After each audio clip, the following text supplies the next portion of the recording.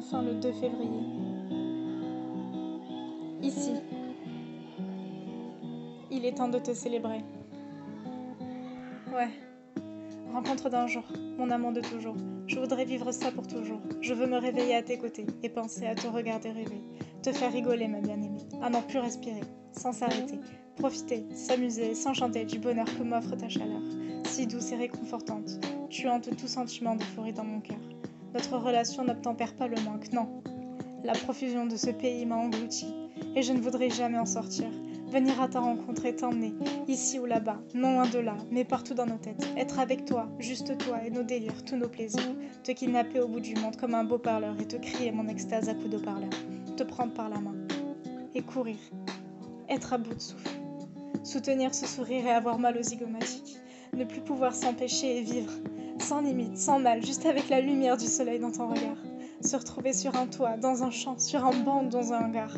Les sentiments toujours mêmes, se bousculant aux portes des synapses et fuyant mes yeux hagards.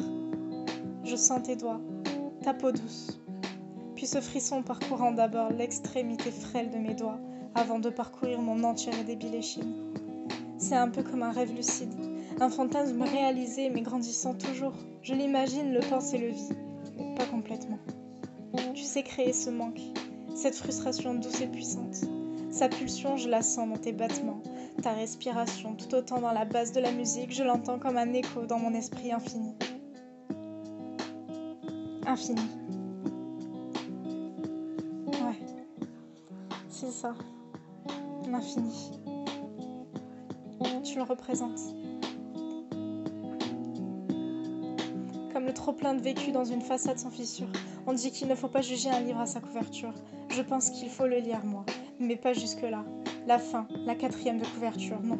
J'aborde ton résumé pour faire connaissance. Petit à petit, je feuillette tes pages, en lis quelques passages attentivement, puis en saute d'autres.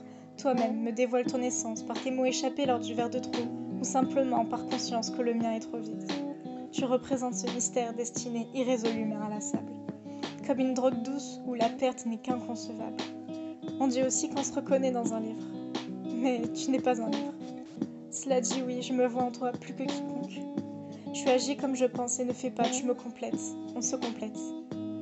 C'est effrayant, mais tout autant rassurant. Tu es mon mystère, la créature étrange que j'aurais dû connaître avant, que je ne devrais, j'espère, ne jamais quitter. Souvent, je regarde ce petit être. Je l'admire. Je l'adore. C'est fou. Avoir autant de puissance sans s'en rendre compte. Ce serait presque le magicien qui se refuse à son pouvoir. Cela dit, tu n'as pas de pouvoir. Tu n'es que toi et c'est bien suffisant. Ton cœur est déjà géant. Alors maintenant, écoute-moi. Oh, moi, qui lâcherai tout pour toi. Je veux que tu sois à moi. Et ce, pas que pour quelques mois. Alors je te le demande. Et sois sincère. Réponds-moi. Oui, parce que je n'ai jamais ressenti ce que je ressens pour toi. Et je veux le ressentir pour personne d'autre, alors s'il te plaît. Je le veux. Épouse-moi.